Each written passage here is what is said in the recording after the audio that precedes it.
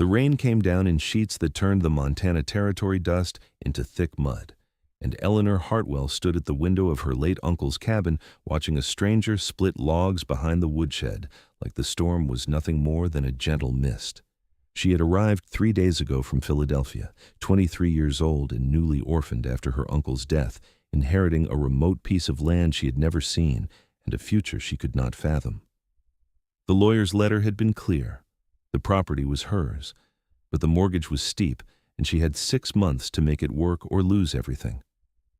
Eleanor had sold what little she owned, bought a train ticket west, and tried not to think about how thoroughly she had burned every bridge behind her. Her parents had died when she was 16, leaving her to the care of an aunt who made it abundantly clear that Eleanor was a burden. When her aunt passed 2 years ago, Eleanor had been alone in a city that had no use for unmarried women without fortune or family. Her uncle's land had seemed like Providence, even if it meant traveling into wilderness she could barely imagine. But she had not expected him. The mountain man had appeared yesterday morning, emerging from the pine forests that surrounded the property like he had been summoned from the trees themselves. He was massive, easily over 6 feet tall, with shoulders that seemed carved from the granite peaks in the distance.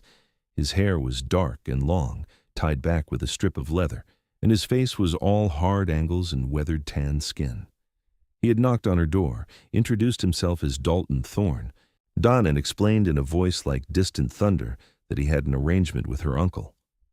He worked the land, maintained the buildings, and in exchange, he kept a small cabin on the far edge of the property and took a portion of any timber he harvested.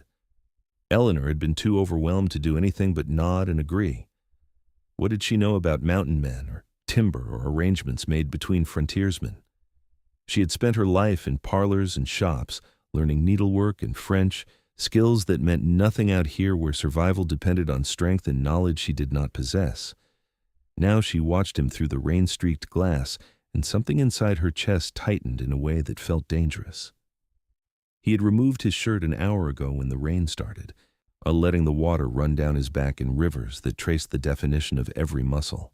His shoulders flexed with each swing of the axe, and his arms were corded with strength that seemed impossible. The rain plastered his hair to his neck, and even from this distance, Eleanor could see the raw power in every movement. She should look away. She should busy herself with the 100 tasks that needed doing in this cabin that smelled of dust and old tobacco. But she could not move. She watched him split log after log with an efficiency that spoke of years doing this work, and she felt something crack open inside her, some wall she had built after years of being told she was too tall, too plain, too poor, too much trouble. Out here in the storm, with this man who did not know her history or her failures, she felt something she had not felt in years, possibility. The axe came down with a crack that she heard even through the closed window, and the log split clean in two. Dalton bent to gather the pieces, and the muscles of his back shifted under his rain-slicked skin. Eleanor's breath caught. She had never seen anything like him. The men she had known in Philadelphia had been soft, their hands uncalloused, their strength measured in bank accounts and social connections. This man was something else entirely, something wild and untamed and utterly foreign to everything she had known. He straightened and turned, and for one heart-stopping moment, his eyes met hers through the window. Even across the distance, even through the rain, she felt the impact of that gaze.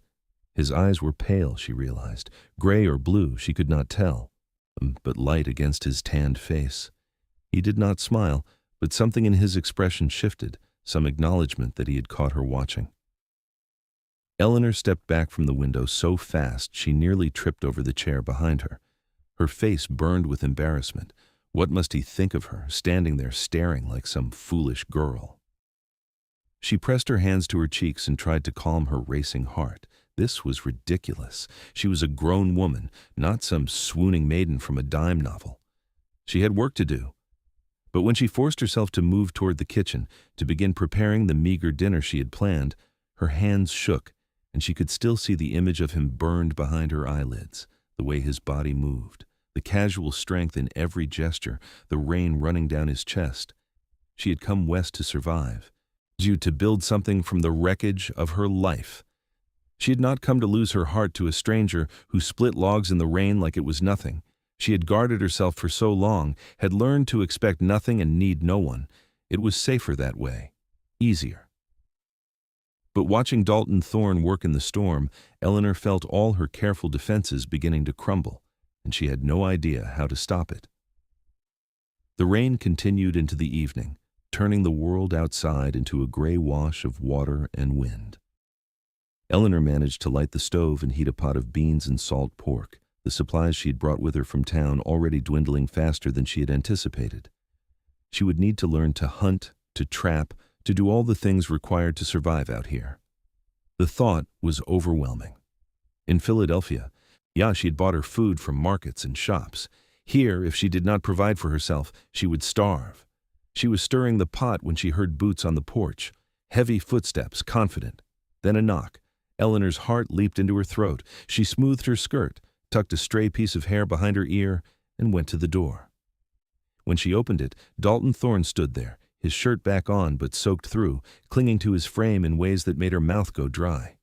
He had a burlap sack in one hand, and water dripped from his hair into his eyes. "Evening, Miss Hartwell," he said, his voice low and rough. "Brought you some venison. Smoked it last week. Figure you could use it." Eleanor stared at the sack, then at him. "I cannot pay you. Did not ask you to." He held it out, waiting. She took it, heard the weight of it surprising her. "Thank you. That's very kind." He shrugged, a gesture that made his shoulders shift in distracting ways.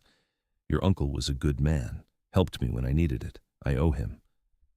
"He never mentioned you in his letters," Eleanor said, then wondered if that sounded rude. She had only received 2 letters from her uncle in her entire life, both brief and impersonal, informing her of his existence and little else. "We were not much for talking," Dalton said. "We worked. That was enough." Eleanor nodded, unsure what to say. The silence stretched between them, not quite uncomfortable, but weighted with something she could not name. Finally she said, "Would you like to come in? Have some coffee? It is the least I can do." Something flickered in his pale eyes. Surprise, maybe, or caution. "Are you sure about that?" "Why would I not be sure? You are a single woman. I am a stranger. People talk." "There is no one here to talk," Eleanor pointed out. "The nearest neighbor is 5 miles away." He considered this, then nodded slowly. Coffee would be good. She stepped back and let him in, acutely aware of how small the cabin felt with him inside it. He was so large, so present, that he seemed to fill every corner. He removed his hat and hung it on a peg by the door, then stood there dripping on the floorboards, looking uncertain in a way that seemed at odds with everything else about him. "Sit," Eleanor said, gesturing to the table. "Please, I will get you a towel." She found a worn piece of linen in the cupboard and brought it to him, then busied herself with the coffee pot while he dried his face and hair. None of the beans were ready, and she had cornbread left from this morning. On impulse, she said, "Have you eaten? I have enough for 2. You do not have to feed me. I know, but I would like to, if you do not mind." He was quiet for a long moment, then said, "I would not mind." Eleanor served the food, her hands steadier now that she had a task to focus on. She poured coffee into 2 tin cups and sat down across from him. The table was small, and their knees almost touched beneath it. She was hyper-aware of every movement he made, the way he held his fork, the way his throat moved when he swallowed. "This is good," he said after a few bites. "You cook well." "It is beans and salt pork," Eleanor said, surprised into a laugh. "There is not much skill required. You would be surprised. I have eaten beans that tasted like boot leather." "Did you cook them?" "Sometimes." The corner of his mouth twitched, almost a smile. "I'm better with an axe than a stove." "I noticed," Eleanor said, then immediately regretted it. She had just admitted to watching him, but Dalton did not seem bothered. He took a sip of coffee and said, "You settling in all right?" "I am trying. This is all very different from what I'm used to." "Where did you come from?" "Philadelphia. I lived there my whole life until 3 days ago." His eyebrows rose. "That is a long way to come." "I had no reason to stay." The words came out more bitter than she intended. Eleanor looked down at her plate.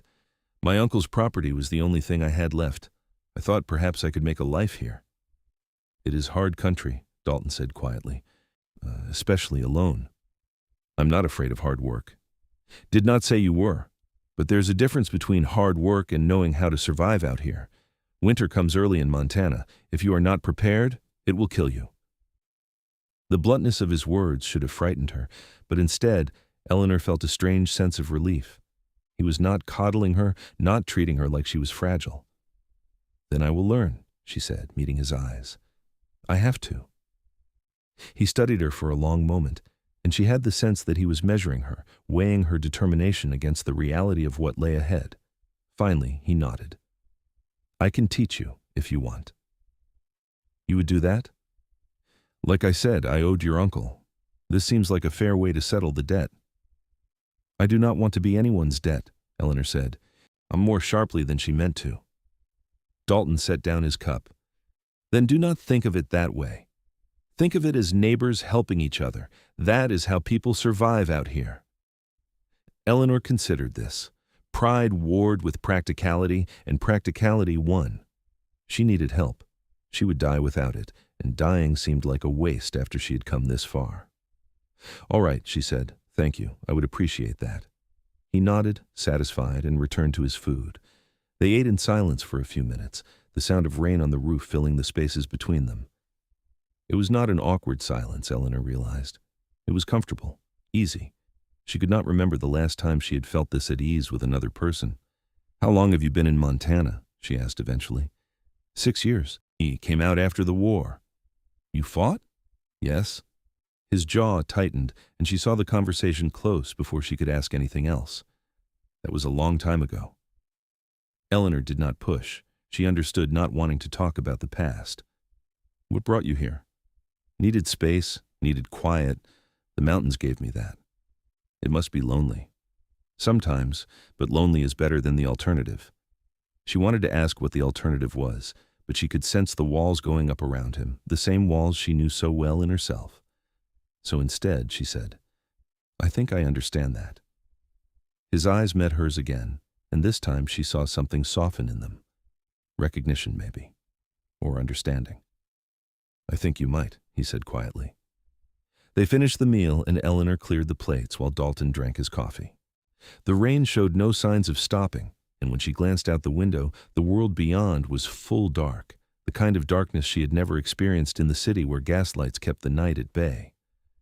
"You should stay until the rain stops," she said. "It is too dangerous to walk back in this." "I have walked through worse." "I am sure you have, but there's no need. The chair by the fire is comfortable enough." He hesitated, and she could see him weighing propriety against practicality. Finally he said, "Just until it eases up." "Of course." He moved to the chair, and Eleanor banked the fire, adding another log to keep the warmth going. She sat in the other chair, the one that had been her uncle's, and picked up the mending she had been working on earlier. Her hands needed something to do. Some way to channel the nervous energy that thrummed through her every time she looked at Dalton. "Tell me about Philadelphia," he said after a while. "What was it like?" Eleanor thought about the narrow streets, the noise, the smell of coal smoke and horses. "Crowded," she said. "Loud. Everyone always in a hurry to be somewhere else. I worked in a dress shop for a while, sewing for ladies who had more money than they knew what to do with." "Did you like it?" "No." The word came out flat and honest. "I was good at it, but I did not like it. They looked through me like I was part of the furniture. I was just the seamstress, not worth noticing." "That why you left?" "Part of it. Mostly I left because there was nothing keeping me there. When my uncle died and the lawyer told me about this place, it seemed like a sign. A chance to be something other than invisible." Dalton was quiet, but she could feel him listening, really listening, in a way that few people ever had. "You are not invisible," he said finally. The words hit her square in the chest. Eleanor looked up from her mending and found him watching her with an intensity that made her breath catch. "What do you mean?"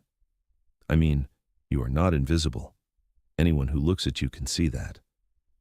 Heat flooded her face. She did not know what to say, how to respond to such a direct compliment. In Philadelphia, compliments had been currency, traded for favors or advantage, empty and meaningless, but Dalton said it like he was stating a fact, simple and true. "Thank you," she managed. He nodded and looked away, back at the fire. The moment passed, but the warmth of his words lingered. She wrapping around Eleanor like a blanket. She returned to her mending, but her hands were shaking, and she had to set it aside before she pricked herself with the needle. They sat together as the rain drummed on, and Eleanor felt something shift inside her. The guarded heart she had carried for so long, the walls she had built to keep herself safe, began to crack. Not all at once, not dramatically, but slowly, like ice melting in spring. She had watched him split logs in the rain, and she had lost something in that moment. She had lost the certainty that she could stay closed off forever. She had lost the belief that she was better off alone, and looking at Dalton Thorne in the firelight, his wet hair beginning to dry, his strong hands resting on his knees, Eleanor realized she was not sure she wanted to find those things again. The rain stopped near midnight, the sudden silence almost startling after hours of its steady rhythm. Dalton rose from the chair, stretching his shoulders, and Eleanor tried not to stare at the way his body moved, all lean power and controlled strength. "I should head back," he said. "All right." Eleanor stood as well, smoothing her skirt. "Thank you again for the venison, and for the company." "You are welcome." He collected his hat and settled it on his head. At the door he paused and looked back at her. "I will come by tomorrow, start teaching you what you need to know. I will be ready." He nodded, then stepped out into the night. Eleanor watched him go, his figure disappearing into the darkness, and she closed the door feeling more alone than she had in days. But it was a different kind of alone now, not the cold, the empty loneliness she had carried from Philadelphia, but something else. An alone that was temporary, an alone that had an end in sight. She cleaned up the last of the dishes and banked the fire, then climbed the ladder to the loft where she had made her bed. The mattress was old and lumpy, the quilts thin, but it was hers. This cabin, this land, this life. It was all hers, and for the first time since she had arrived, Eleanor felt the weight of that responsibility mixed with something unexpected. Hope. She lay in the darkness listening to the drip of water from the eaves and thought about pale eyes and strong hands and a voice like distant thunder. She thought about how quickly her careful defenses had crumbled, how easily she had let a stranger into her home and her thoughts. It should terrify her. She had learned the hard way that trust was dangerous, that caring about people only led to pain. But Dalton did not feel dangerous. He felt like solid ground in a world that had been shifting beneath her feet for years. He felt like safety. Eleanor closed her eyes and let herself imagine what it might be like to have someone like him in her life, not as a debt or an obligation, but as something more, something real. The thought should have scared her. Instead, it made her smile in the darkness, and she fell asleep with the image of him splitting logs in the rain still vivid in her mind. Morning came bright and clear. The storm washed away to reveal a sky so blue it hurt to look at. Eleanor woke early, dressed quickly, and went downstairs to find that someone had already been working. A fresh pile of split logs sat stacked by the woodshed, and the path from the cabin to the barn had been cleared of fallen branches. Dalton must have come at dawn, working while she slept. She found him in the barn, repairing a section of the roof that had been damaged in the storm. He had his shirt on today, she noted with a mixture of relief and disappointment, and he was balanced on a ladder with a hammer in one hand and nails in his mouth. "Good morning," she called up. He looked down, removed the nails from his mouth, and nodded. "Morning. Thought I would fix this before it gets worse. Roof leaks, everything below suffers." "I appreciate it." Eleanor climbed the ladder to hand him more nails, trying to ignore the way her heart raced at being this close to him. "You must have started very early." "Used to it. I like the mornings." "So do I." She watched him work for a moment, the efficient way he drove the nails home, the sureness of each movement. "What are you going to teach me today?" "Shooting if you are up for it. You need to know how to handle a rifle out here." "I have never fired a gun in my life." "Then it is time you learned." He finished securing the board and climbed down, brushing sawdust from his shirt. "After that, I will show you how to set snares. Rabbits are easy to catch if you know how, and they will help stretch your supplies." Eleanor nodded, determined to prove she could do this. "I am ready." He studied her for a moment, then said, "Put on boots if you have them. We are going to be walking." She changed into the sturdy boots she had bought for the journey west, so new they still felt stiff and uncomfortable, and met him outside.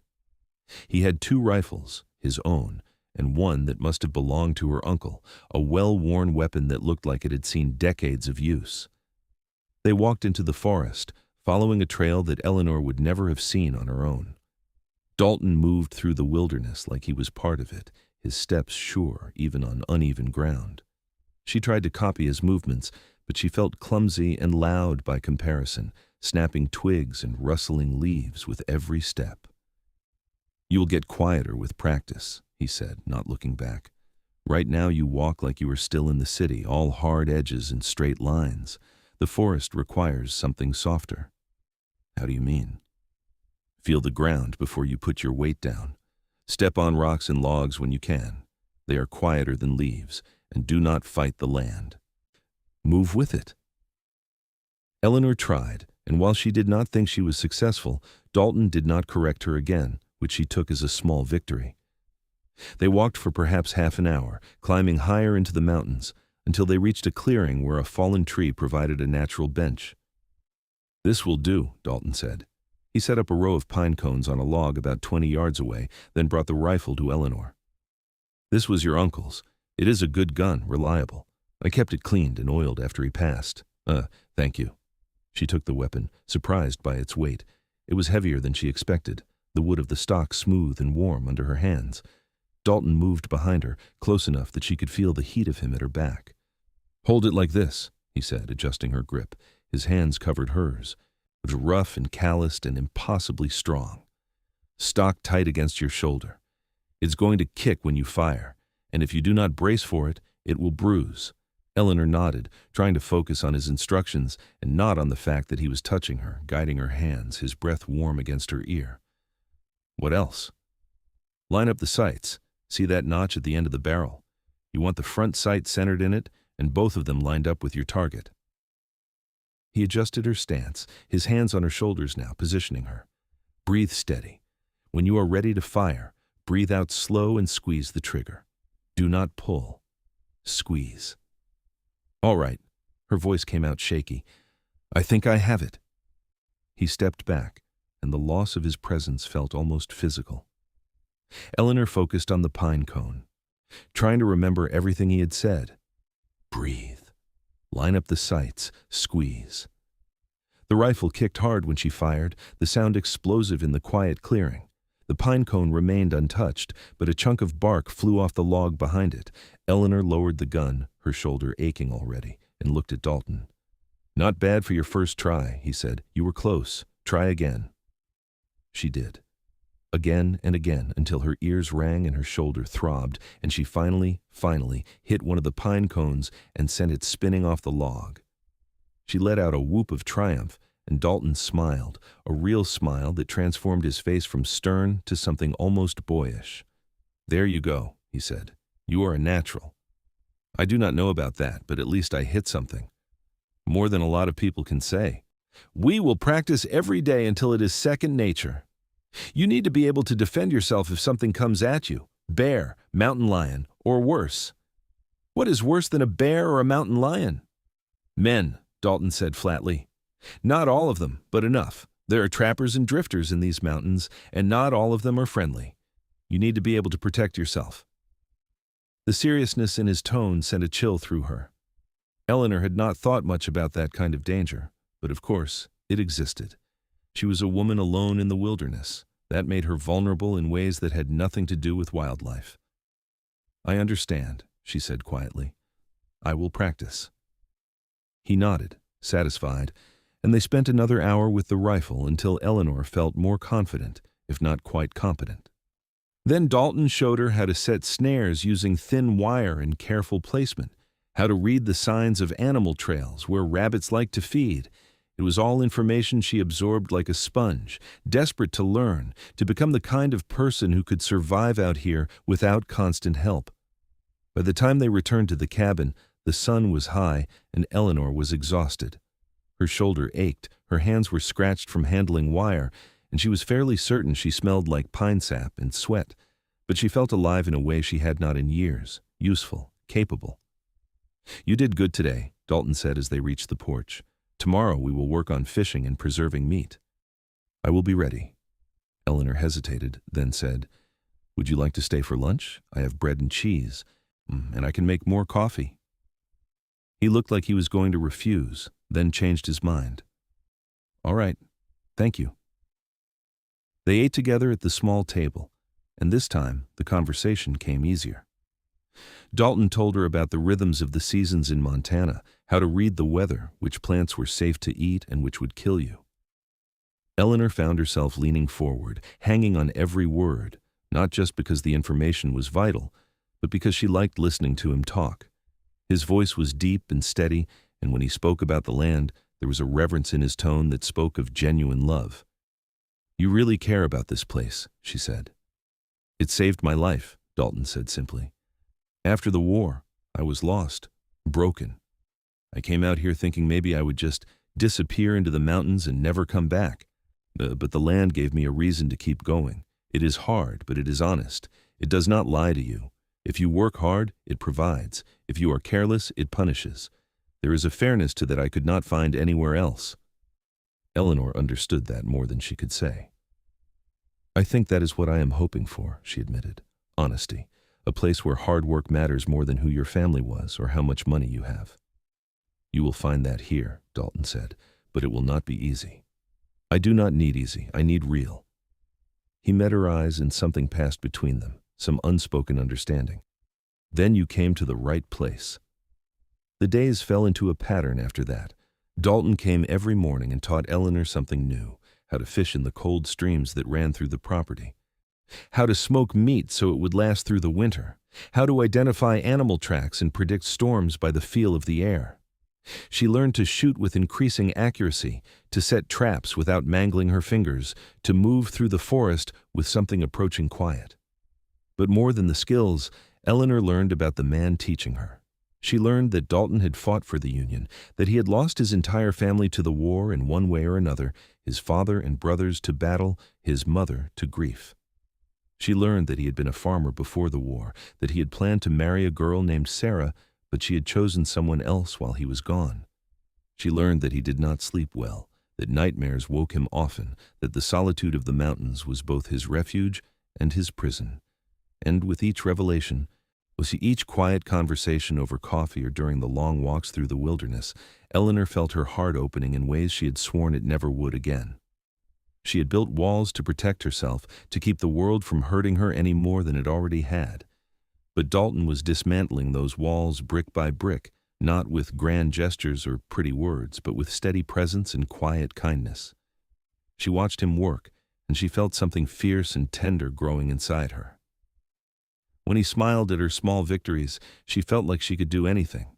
When he steadied her hand on the rifle, his touch sent sparks through her entire body.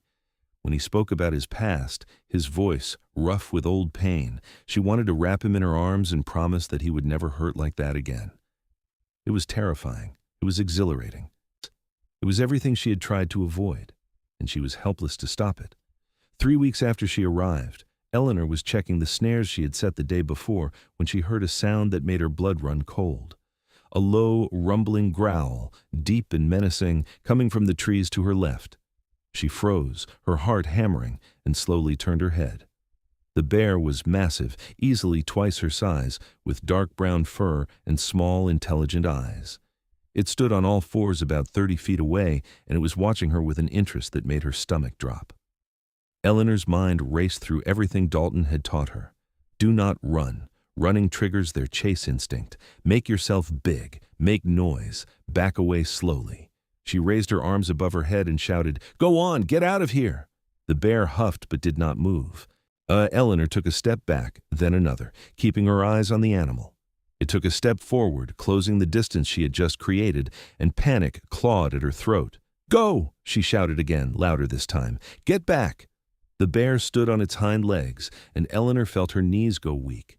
It was enormous, towering over her, and she knew with absolute certainty that if it decided to attack, she was dead.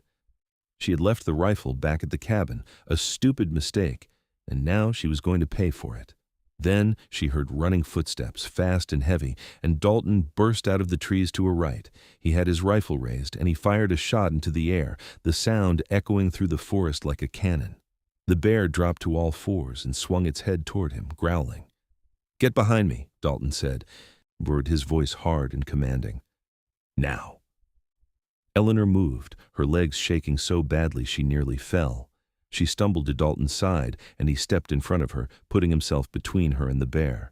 He fired another shot into the ground near the bear's feet, and this time the animal had enough. It turned and lumbered back into the forest, disappearing into the undergrowth. Dalton did not lower the rifle until the sounds of the bear's retreat faded completely. Then he turned to Eleanor, and his face was tight with anger and fear. "What were you thinking coming out here without your rifle?" "I forgot," she said, her voice shaking. "I did not think. That is the problem. You did not think. You never go into the woods unarmed. Never. Do you understand me?" Yes. Tears were burning her eyes now, born of fear and adrenaline and the sharpness of his words. "I am sorry. I just wanted to check the snares, and I did not think you could have died." His voice cracked on the last word, and he reached out and gripped her shoulders, his hands almost painful in their intensity. "Eleanor, you could have died, and I would have been too late. Do you understand what that would have done to me?" She stared at him, shock cutting through the fear. "What?" He released her and stepped back, running a hand through his hair. "Forget it. Just promise me you will not be so careless again." "Dalton, wait." She caught his arm, her hand small against the thick muscle. "What did you mean?" "Nothing. It does not matter." "It matters to me." He looked at her, and she saw something raw and unguarded in his eyes, something that made her heart stutter. "I care about you," he said finally, the words dragged out of him. "More than I should, more than is probably wise, and the thought of you getting hurt, of losing you, it scares me more than anything has in a long time. There. Now you know." Eleanor could not breathe. She could not think. She could only stare at him and feel the truth of his words settling into her bones. "I care about you too," she whispered. "I have been trying not to, but I do. Eleanor, I watched you split logs in the rain that first day, and something inside me broke open. I've been guarding my heart for so long, keeping everyone at a distance because it was safer that way. But you made me want to stop being safe. You made me want to feel again." Dalton closed his eyes, and when he opened them, the restraint she had always sensed in him was gone. "I should not do this," he said. "You are alone out here, vulnerable. You might think you feel something because I am the only person around, because you are grateful for the help. I do not want to take advantage." "You are not," Eleanor interrupted. She stepped closer, closing the distance between them. "I am not some fragile thing who does not know her own mind. I know what I feel, and it has nothing to do with gratitude." "Then what does it have to do with?" "You. The way you look at me like I matter. The way you teach me without making me feel stupid. The way you talk about this land like it is something sacred. The way you put yourself between me and a bear without hesitation." She reached up and touched his face, her fingers trembling against his rough jaw. "I am falling in love with you, Dalton Thorne. And it is the most terrifying and wonderful thing I have ever felt." He made a sound low in his throat, something between a groan and a sigh, and then his arms were around her, pulling her close.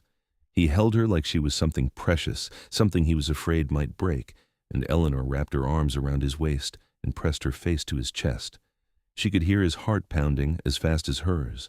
She realized that he was just as scared as she was. "I do not know how to do this," he said into her hair. "I do not know how to be what you need." "You already are." She pulled back enough to look up at him. "You do not have to be anything other than who you are." He cupped her face in his hands, his thumbs brushing her cheeks, and looked at her like he was memorizing every detail. "I have been alone for a long time. I am not sure I remember how to be anything else." "Then we will figure it out together." He smiled, that rare, transformative smile that made him look younger, lighter. "Together. I like the sound of that."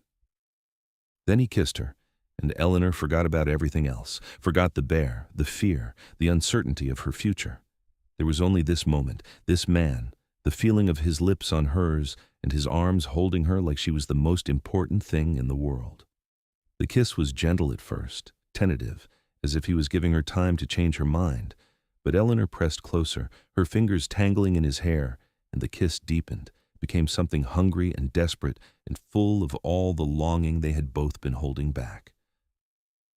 When they finally pulled apart, both breathing hard, Dalton rested his forehead against hers. "We should get you back to the cabin," he said, his voice rough. And get you that rifle." Eleanor laughed, giddy and breathless. Practical even now. Someone has to be. But he was smiling as he took her hand and led her back through the forest, and he did not let go until they reached the cabin. The rifle was inside where she had left it, and Dalton made her swear on everything she held dear that she would never leave the cabin again without it. Eleanor promised, still shaken enough from the bear encounter that she meant it absolutely. She could have died today. If Dalton had not been close enough to hear, if the bear had been more aggressive, she would have been killed. The thought was sobering. But she was alive, and Dalton was here. And when he kissed her again before leaving to go back to his own cabin, and Eleanor felt like she was finally, truly living for the first time in years. The weeks that followed were the happiest Eleanor had ever known. She and Dalton worked side by side every day, and while he still maintained his own cabin, he spent most of his time at hers. They fell into an easy partnership, dividing the labor of maintaining the property, preparing for the winter that was creeping closer with every passing day. But it was more than just work. In the evenings, they sat together by the fire, talking about everything and nothing. Dalton told her stories about his time in the mountains, the wildlife he had encountered, the harsh winters he had survived. Eleanor told him about Philadelphia, about the dress shop and the women who had looked through her, about the loneliness of being invisible in a city full of people. And slowly, but carefully, they built something between them.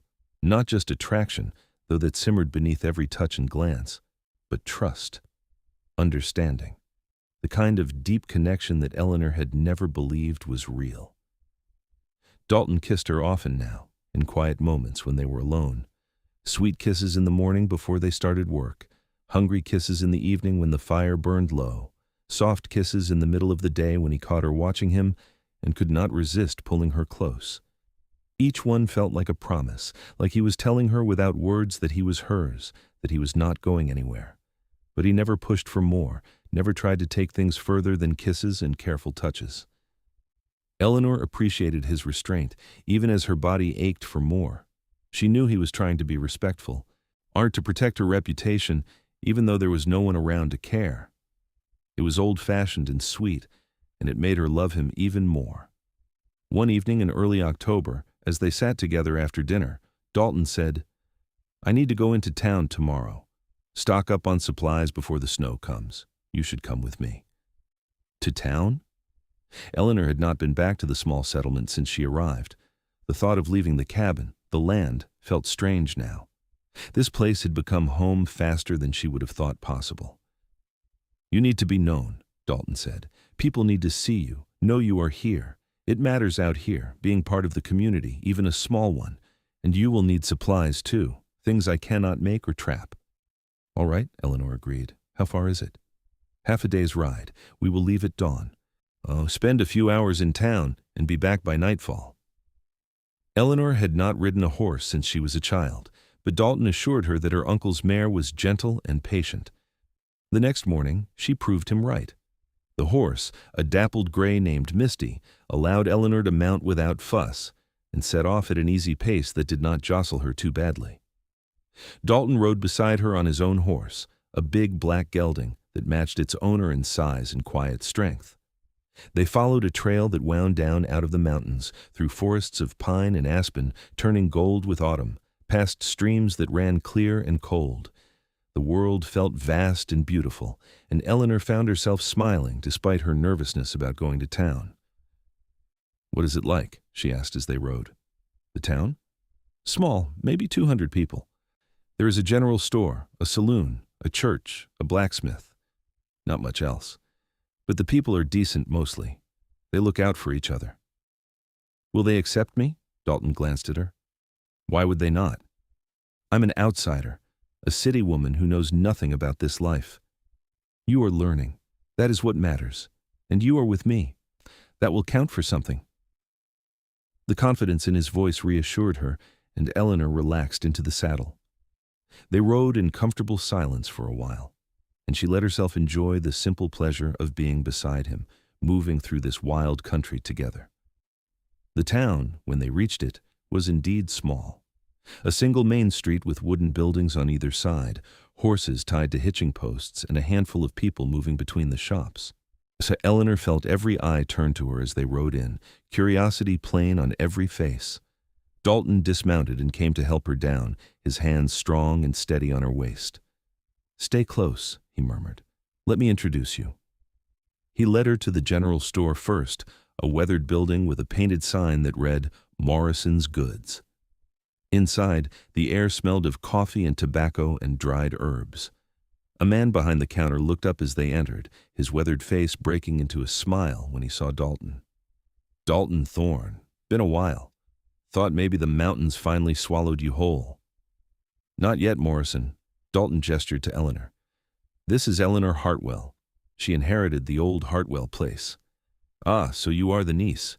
Morrison came around the counter and offered his hand. "Sorry about your uncle. He was a good man. Quiet.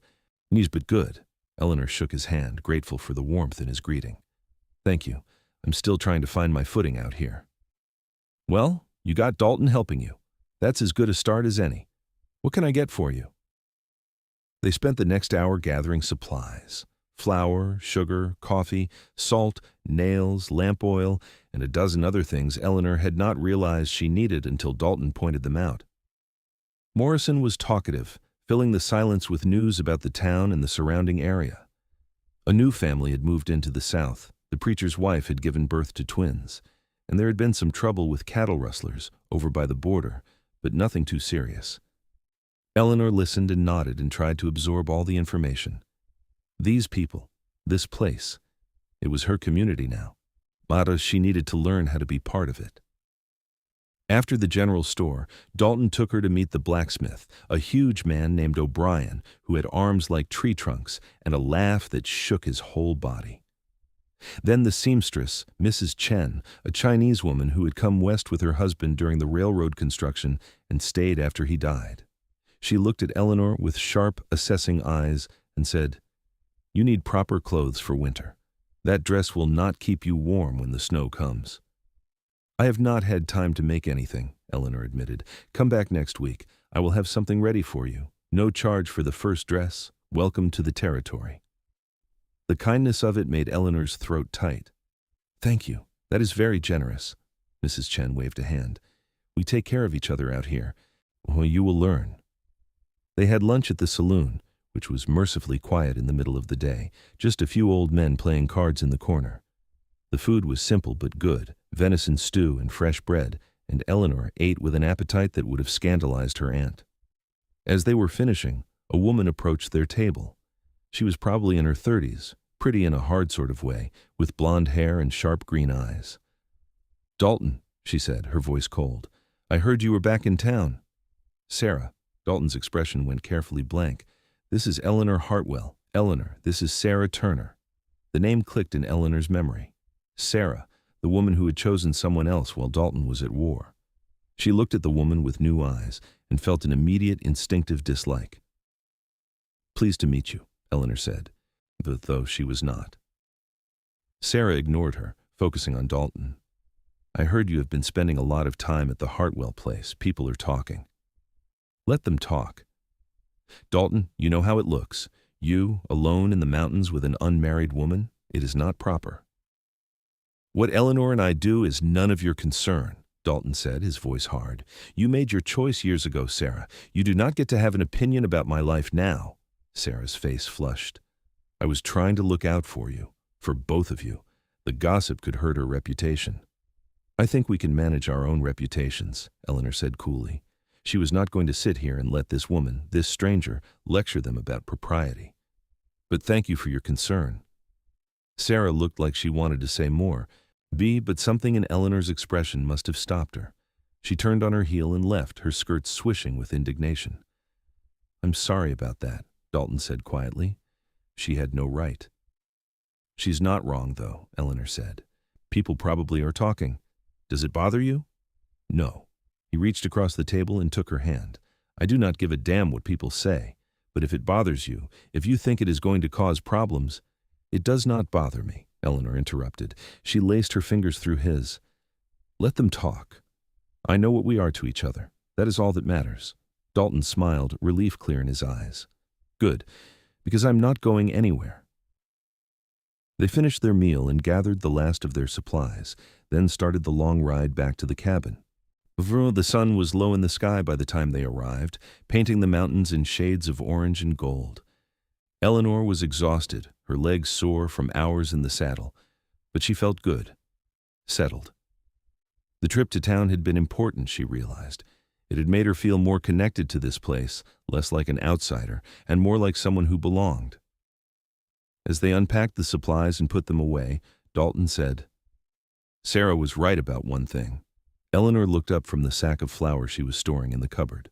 "What?" "People are talking, and while I do not care what they say, I do not want your reputation damaged. Out here, that can matter." "What are you suggesting?" He took a breath, then said, "Marry me." Eleanor nearly dropped the flour. "What?" "Marry me," he repeated, moving closer. I know we have not been together long, and maybe it is too soon, but I do not see the point in waiting. I love you, Eleanor. I want to spend my life with you. I want to build something with you, here on this land. I want to wake up next to you every morning and fall asleep holding you every night. So marry me, not because of what people say, but because it is what I want, what I need." Eleanor's heart was pounding so hard, she thought it might break through her ribs. "You love me?" "Yes, I love you. I think I have since that first day when you stood at the window watching me work.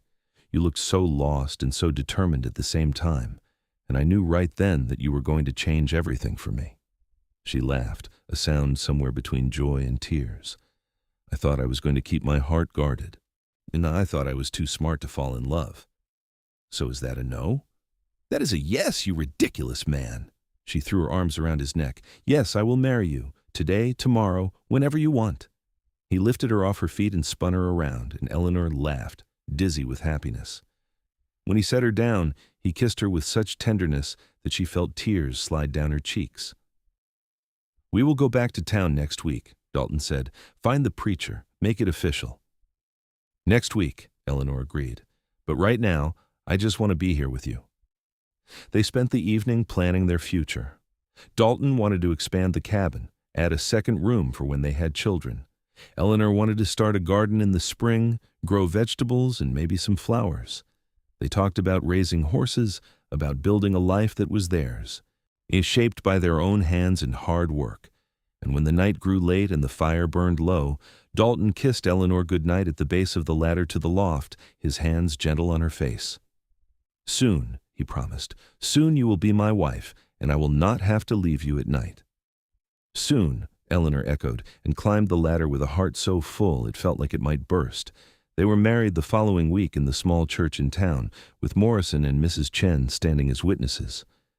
Eleanor wore a simple dress that Mrs. Chen had finished in record time, cream-colored wool with delicate embroidery at the collar and cuffs. Dalton wore his best shirt and pants, his hair tied back, and when Eleanor walked down the aisle to him, the look on his face made her knees weak.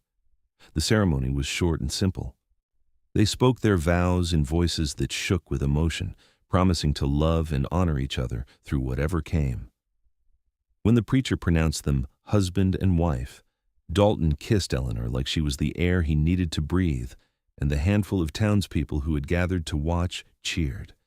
There was a small celebration afterward at the saloon. People brought food and drink, and there was music, a fiddle player who knew all the old songs. Dalton danced with Eleanor, holding her close and whispering in her ear all the things he wanted to do with her once they were alone. She blushed and laughed and felt happier than she had ever imagined possible. As the sun began to set, they said their goodbyes and rode back to the cabin, now their cabin, together. The ride seemed to take forever. Both of them too aware of what waited at the end of it. They had been careful, respectful, but now there were no more barriers. They were married. They belonged to each other in every way. Dalton helped Eleanor down from her horse and led her inside. He had been here earlier in the day, she realized, because the cabin was transformed. Candles burned on every surface, casting warm, flickering light. The bed in the loft had been made with fresh linens, and there were wildflowers in a jar on the table. "When did you do all this?" she asked, touched beyond words. "This morning, before the ceremony. I wanted tonight to be special." "It already is." She reached for him, pulling him close. "I have you. That's all I need." He kissed her, slow and deep, and Eleanor felt desire flood through her, hot and urgent. She had never been with a man before, had never wanted to, but she wanted Dalton with an intensity that stole her breath. She wanted to touch him, to be touched, to finally break down the last barrier between them. "Are you sure?" he asked, his voice rough. "We can wait if you need to." "I do not want to wait. I want you. Now." He swept her into his arms and carried her to the ladder, then up into the loft. The bed was small but comfortable, the quilt soft beneath her as he laid her down. He stood over her for a moment, just looking, and Eleanor felt beautiful under his gaze. "You are so lovely," he said. "I do not know what I did to deserve you." "You were yourself. That was enough." He joined her on the bed, and they undressed each other with trembling hands, learning the landscape of each other's bodies in the candlelight. Dalton's body was as magnificent as Eleanor had imagined, all hard muscle and tanned skin, marked with scars that told stories of survival. She traced them with her fingers, and he shivered under her touch. "Eleanor," he whispered, and then words became unnecessary. They came together in the oldest way, and Eleanor gasped at the sensation, at the feeling of being joined to him so completely.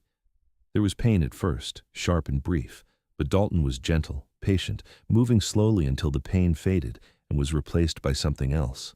Pleasure that built and built until Eleanor thought she might shatter from it.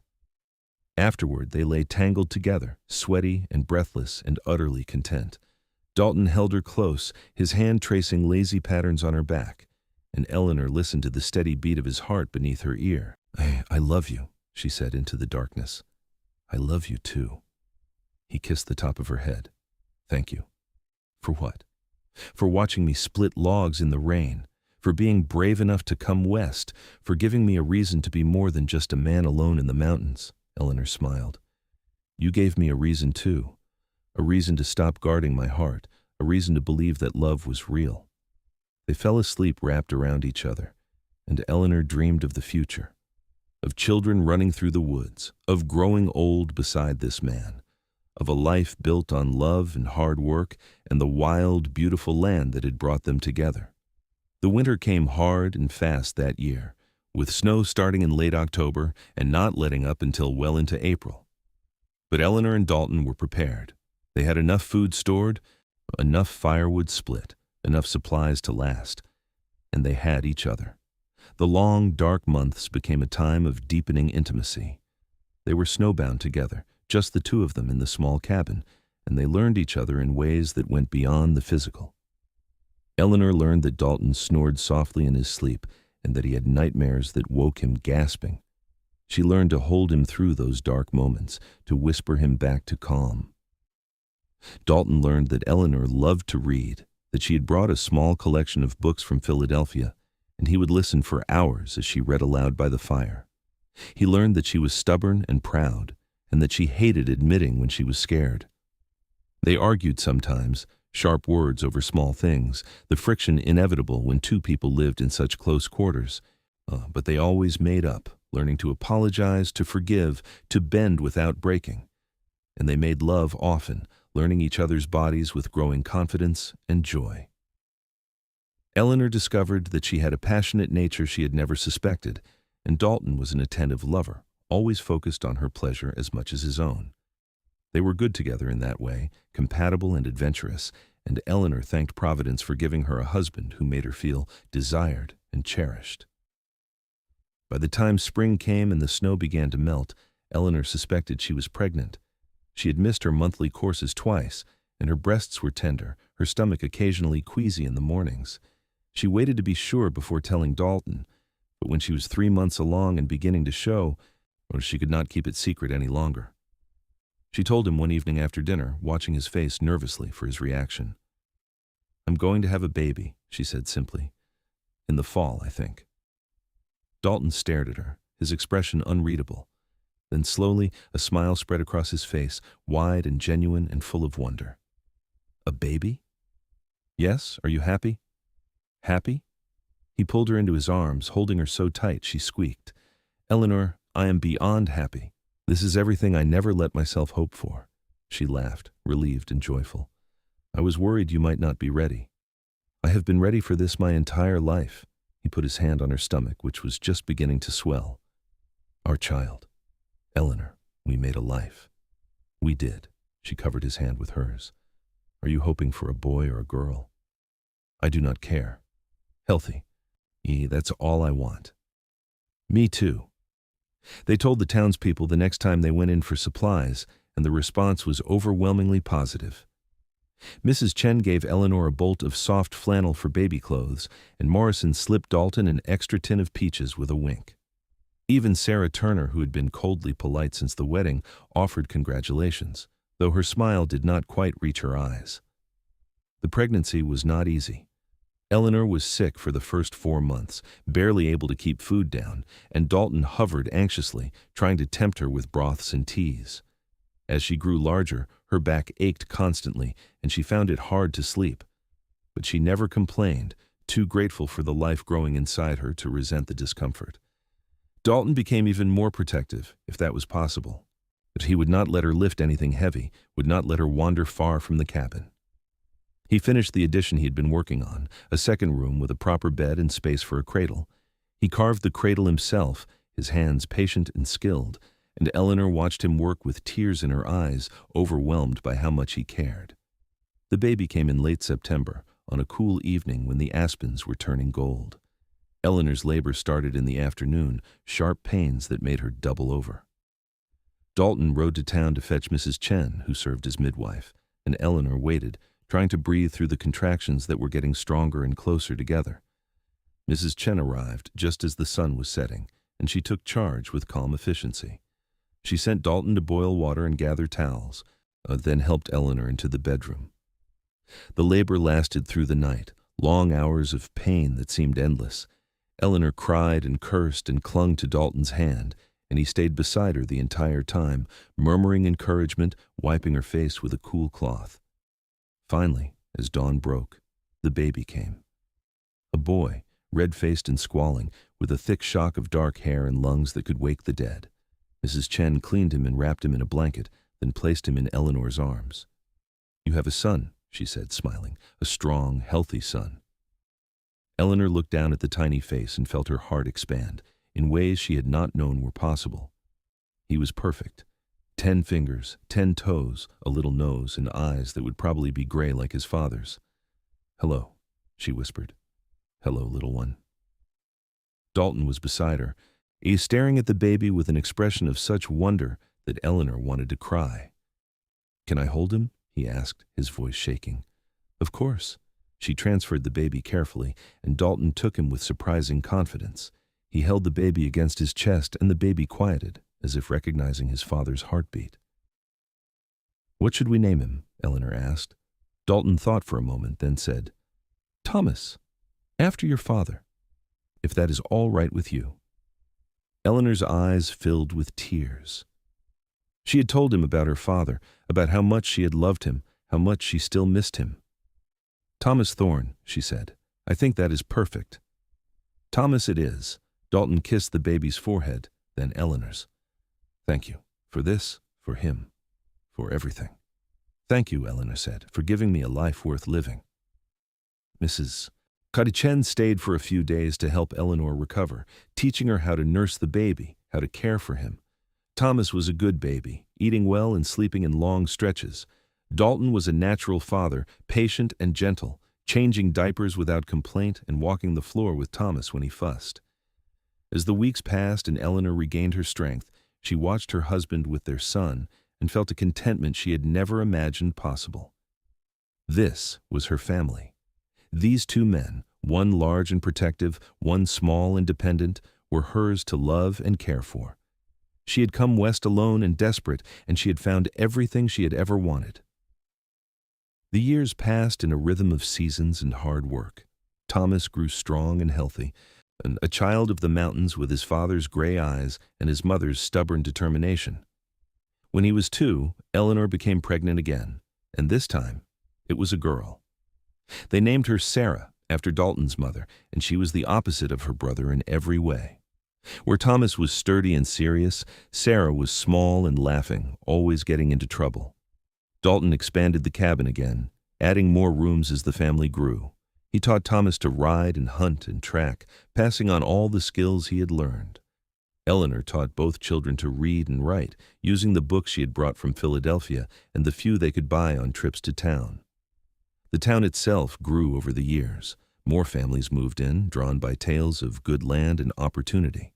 The church got a new roof, and a school was built. As Eleanor served on the committee that hired the first teacher, and Dalton helped build the schoolhouse, his carpentry skills put to good use. They were part of the community now, not outsiders but established members. People came to Dalton when they needed help with building or hunting. They came to Eleanor for medical advice, since she had learned a good deal about treating common ailments from Mrs. Chen. They were respected, valued, and Eleanor never took that for granted. When Thomas was 10 and Sarah was 8, Eleanor became pregnant one more time. She was older now, in her mid-30s, and the pregnancy was harder than the previous two. She tired easily and her body ached more than it had before. Dalton worried constantly, but Eleanor insisted she was fine. She had done this twice before. She knew what to expect. But this labor was different. It started early, a month before the baby was due, and it was difficult from the beginning. The baby was breech, Mrs. Chen discovered, turned the wrong way. She tried to turn the baby manually, and Eleanor screamed with the pain of it. Hours passed, and Eleanor grew weaker, losing too much blood. "You have to get it out," she gasped to Mrs. Chen. "Please, save the baby." "I'm trying," Mrs. Chen said, her face tight with worry. "Dalton, hold her steady." He did, his hands shaking, his face pale. Eleanor could see the fear in his eyes, and she wanted to reassure him, but another contraction hit and she could not speak. The world narrowed to pain and pressure and the desperate need to bring this child into the world. Finally, Mrs. Chen managed to turn the baby. "Push," she commanded. "Now? Eleanor, push." Eleanor pushed with the last of her strength, and the baby came, small and silent and terrifyingly still. Mrs. Chen worked quickly, clearing the baby's mouth and nose, rubbing its back. For a long, horrible moment, there was no sound. Then the baby cried, weak but alive, and Eleanor sobbed with relief. "A boy," Mrs. Chen said, wrapping him in a blanket. "Small but breathing. He will need care, but I think he will be all right." Eleanor barely had the strength to hold him, but she looked at his tiny face and felt overwhelming love. "John," she whispered, naming him after Dalton's father. "His name is John." Dalton took the baby, tears streaming down his face. "You did it," he said to Eleanor. "You are so strong, so damn strong." "I am tired," she admitted, "so tired." "Rest. I will take care of everything."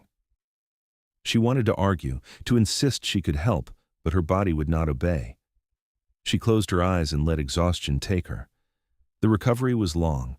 Eleanor was weak for weeks, and Dalton took over everything, caring for the baby, the older children, the house. Thomas and Sarah stepped up as well, helping with chores and minding their baby brother. The community rallied too. Mrs. Chen came every day. Morrison sent over supplies. Other families brought food. Slowly, Eleanor regained her strength. John thrived despite his early arrival, growing stronger every day. By the time winter came, Eleanor was back on her feet, and life returned to normal. But the experience had changed something in Dalton. He was more cautious now, more protective. He did not like Eleanor to overwork herself. And he insisted she rest more than she thought necessary. Eleanor let him fuss, understanding that he had been terrified of losing her, that he needed to feel like he was keeping her safe. "I'm not going anywhere," she told him one night as they lay in bed, the children asleep in the other rooms. "I am too stubborn to leave you." "You better be," he said, pulling her close. "I do not know how to do this without you. You will never have to find out. We are in this together, remember, until we are old and gray, and our children are taking care of us." He kissed her, soft and sweet. "I love you, Eleanor Thorne. I have loved you since the day you watched me split logs in the rain. I love you too. You're the best thing that ever happened to me." The years continued to pass, each one bringing new challenges and joys. Later, Thomas grew into a strong young man, tall and broad like his father, with a good heart and steady hands. He took over more and more of the work on the property, and Dalton began teaching him about managing timber and maintaining the land. Sarah became a beauty, small and dark-haired, with a quick wit, and a stubborn streak a mile wide. She had her mother's intelligence and her father's fearlessness, and boys started coming around when she turned 15. Dalton did not handle this well, glowering at any young man who dared to look at his daughter. Eleanor had to remind him that Sarah was capable of making her own choices, that they had raised her to be smart and strong. John was the quiet one, thoughtful and artistic. He loved to draw, sketching the mountains and the animals and his family with surprising skill. Dalton did not quite know what to make of this son who preferred pencils to axes, but he loved him fiercely all the same. Eleanor watched her family grow and thrive, and she felt a satisfaction that went bone deep. This was the life she had built from nothing. This was what she had gained by being brave enough to come west, by opening her guarded heart to a mountain man who split logs in the rain. When Thomas was 20, he married a girl from town, a sweet-natured woman named Mary, who fit into the family like she had always been there. They built a cabin on the far edge of the property, and within a year, Eleanor was a grandmother. The baby girl, named Eleanor after her grandmother, was perfect, and holding her made Eleanor cry with happiness. Sarah married at 19, choosing a young rancher from the next valley over. Dalton grumbled about losing his little girl, but Eleanor saw how happy Sarah was and knew it was right. Sarah would be fine. She was strong, just like her mother. John was the last to marry, taking his time to find the right person. When he was 22, he brought home a young man named Daniel, a painter who had come west to capture the beauty of the mountains. Eleanor saw the love between them and welcomed Daniel without hesitation.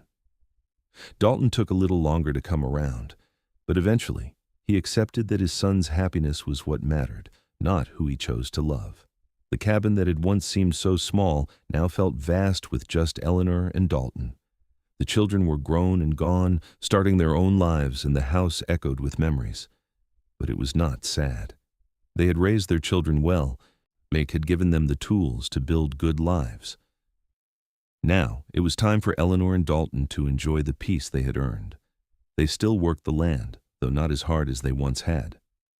Thomas managed most of the timber operation now, and Dalton was content to help when needed and rest when he wanted. Eleanor kept a garden and cooked meals and read books in the afternoon sun. They traveled a little, visiting their children and grandchildren, taking trips to see parts of Montana they had never explored. They had money saved, not a fortune, but enough to be comfortable, and they spent it on experiences rather than things.